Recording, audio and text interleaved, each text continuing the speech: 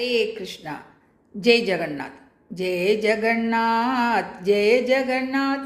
जय बलदेव जय सुभद्रा। जय जगन्नाथ जय जगन्नाथ। जय बलदेव जय सुभद्रा। हरे कृष्णा. பூரி ரகசியங்களை அறிதல் நாள் இன்று 6வது நாள்.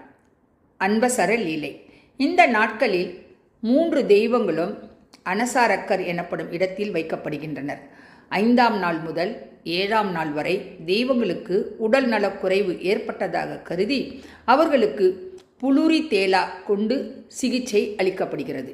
இது சில விசேஷ மூலிகைகளால் தயாரிக்கப்படும் எண்ணெய் ஆகும். இந்த எண்ணெய் கிட்டத்தட்ட 1 வருடம் மண்ணுக்குள் பாதுகாத்து வைக்கப்படுகிறது.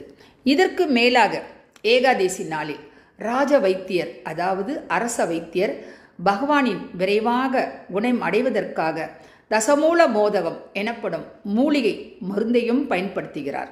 இந்த காலத்தில் வழக்கமான மகாபிரசத்திற்கு பதிலாக மூலிகை மருந்துகளே சமர்ப்பிக்கப்படுகின்றன. அந்த மருந்து பிரசாதத்தின் அவசேஷங்கள் பக்தர்களுக்கோ அல்லது பகவானின் வழக்கமான சேவர்களான பாண்டாக்களுக்கோ கூட வழங்கப்படுவதில்லை.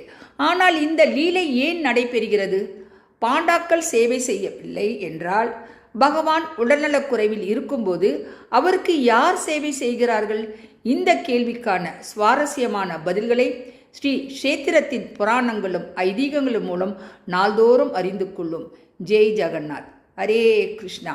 பக்தர்கள் அனைவருக்கும் ஒரு மகிழ்ச்சிகரமான செய்தி ஒன்று உள்ளது. அதாவது இஸ்கான் சென்னை ரத யாத்திரை திருவிழா முகலிவாக்கம் இஸ் ஐனஸ் பானுசுவாமி மகராஜ் அவர்களின் அருளாசியுடன் முகலிவாக்கம் அவுட்போஸ்ட், செட்டியார் அகரம் அவுட்போஸ்ட் மற்றும் வலசரவாக்கம் அவுட்போஸ்ட் இணைந்து நடத்தும் நிகழ்ச்சி இந்த மாதம், அதாவது ஜூலை மாதம் 17ஆம் தேதி வெள்ளிக்கிழமை அன்று தொடக்க இடம் 4 கண்ணம்மாள் தெரு, ருருசாமி நகர், மதானந்தபுரம், முகலிவாக்கம் அம்மா உணவகம் அருகில்.